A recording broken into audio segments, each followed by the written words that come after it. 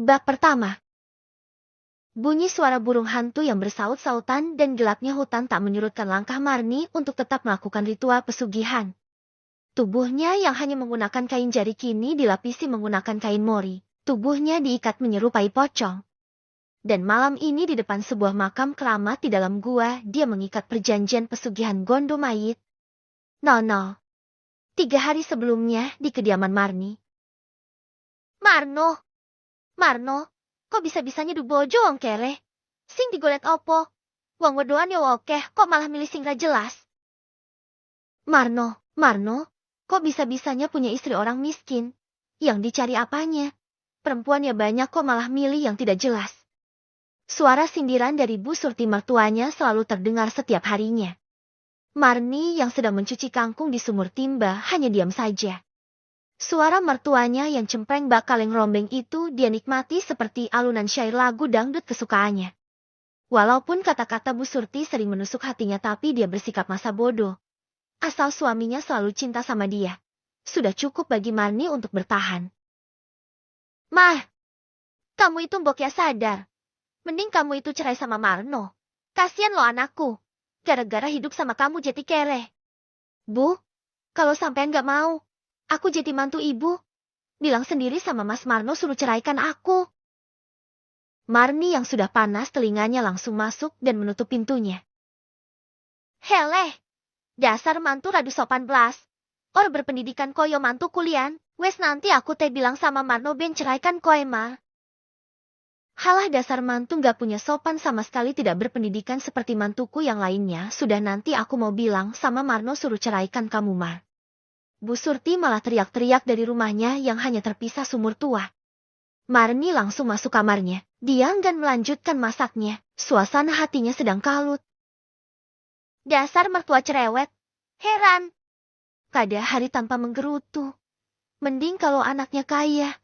Aku bisa hidup enak walaupun punya mertua bawel. Ini sudah hidup miskin punya mertua cerewet pula. Marni menggerutu sendiri. Setiap hari hanya hinaan yang dia dengar dari mertuanya. Padahal suaminya sendiri juga bukan berasal dari keluarga kaya. Tapi memang semua mantu dari busur orang yang cukup berpunya semua. Bahkan istri dari adik suaminya yang setengah gila juga orang yang cukup berada. Hanya dirinya yang memang hidup susah sejak kecil. Bapaknya hanya menjadi tukang jantur di kesenian kuda lumping yang tidak cukup terkenal. Hanya dapat penghasilan saat ada tanggapan kuda lumping saja. Sementara Masitah, yaitu Mak Marni hanya bekerja di warung soto. Dengan upah harian 30.000 per hari untuk membiayai adiknya yang masih sekolah kelas 1 SMA. Aku harus jadi orang kaya. Bagaimanapun caranya. Kalau perlu aku ikut pesugihan sekalian. Gumam Marni.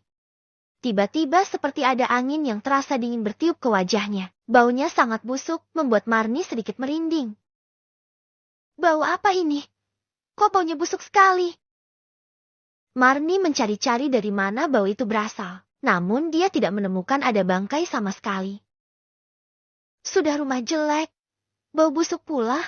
Kok nasibku gini amat ya? Marni terus menggerutu sambil terus mencari asal bau bangkai itu.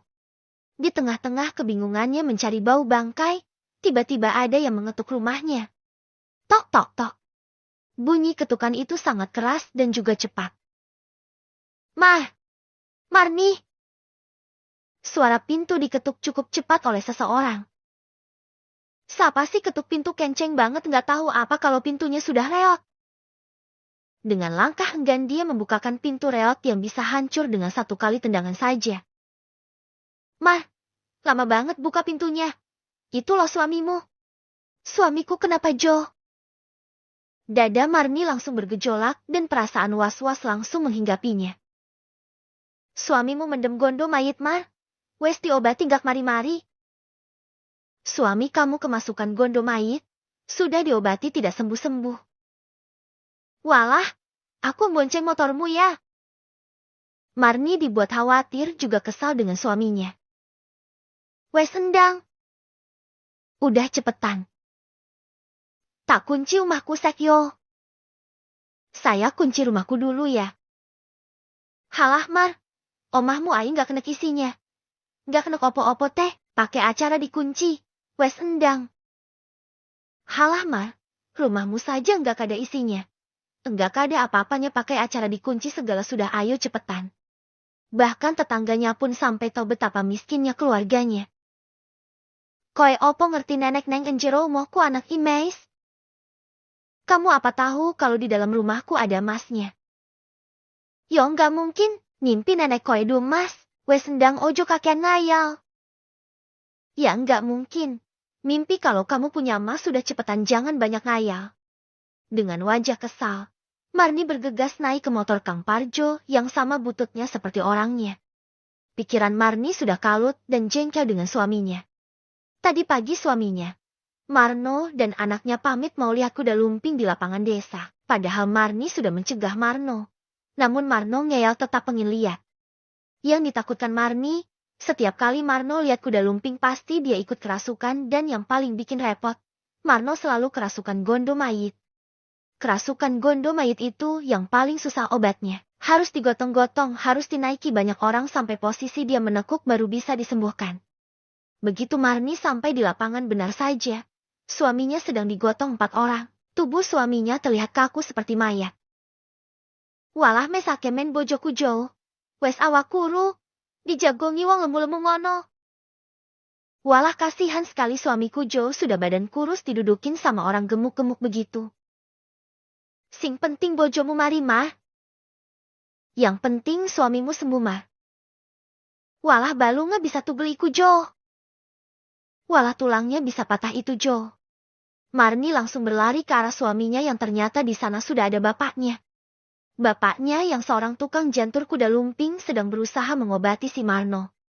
Bukan hanya kesal karena suaminya kerasukan gondo mayit. Tapi Marni kesal karena setiap Marno kerasukan gondo mayit, selalu saja mertuanya menyalahkan dirinya. Marni sebenarnya tidak tega melihat suaminya yang bertubuh kecil itu dinaiki 2 orang yang badannya cukup besar. Tapi mau bagaimana lagi? Memang itulah ritual penyembuhan bagi orang yang kerasukan gondo mayit. Marni mendekati bapaknya yang terlihat sedang membacakan mantra perjanturannya. Pak Mas Marno apa dari tadi mendemnya? Iya Mar. Bapak juga bingung kenapa ini yang merasuk suamimu tidak mau keluar juga. Mana sudah mau maghrib? Terus gimana Pak? Kalau belum mau keluar juga, terpaksa Bapak bawa pulang ke rumah kamu Mar. Nanti Bapak coba obatin di rumah saja. Ya sudah Pak, ayo bawa pulang sekarang saja. Selalu saja bikin orang mangkal kesel. Ya wes Bapak panggil anak-anak dulu biar bantu angkat bojomu. Ya sudah Bapak panggil anak-anak dulu biar bantu angkat suamimu. Akhirnya Bapak Marni menyuruh orang di kelompoknya menggotong Marno ke rumah Marni yang berjarak kurang lebih 7 menit dengan jalan kaki. Marno digotong seperti mayit yang akan dikebumikan. Beberapa orang bahkan banyak yang mengikuti mereka karena rasa penasaran. Embok ya kerja yang benar. Ngasilin duit yang banyak. Ini malah bikin malu terus. Gerutu Marni sambil menggandeng anaknya.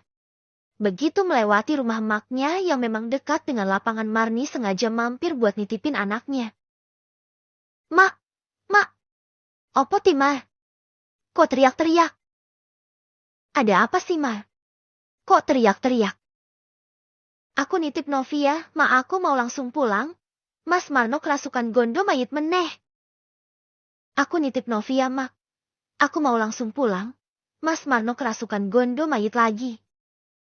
Walah yo wes kono. Walah ya sudah sana.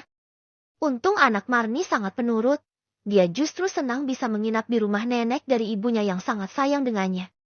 Beda dengan nenek dan kakek dari ayahnya yang selalu sinis menatapnya. Begitu rombongan mereka memasuki pelataran rumah, Bu Surti langsung keluar. Wajahnya terlihat marah sekaligus khawatir melihat anaknya digotong seperti mayat. Marni.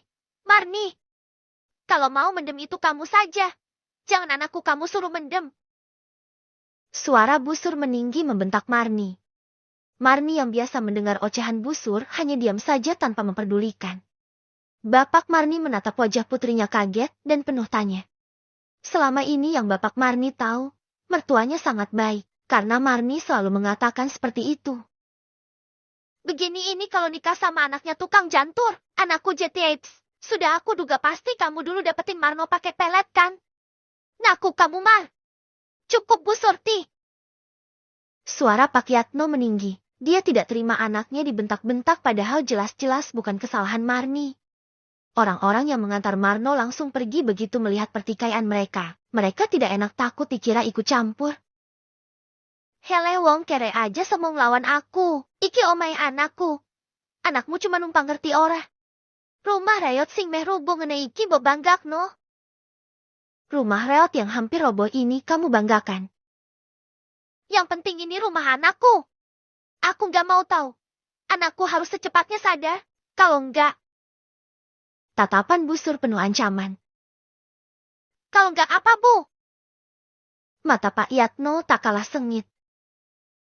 Aku mau ngomong sama semua orang kalau kamu dukun santet. Dia dibakar rumahmu.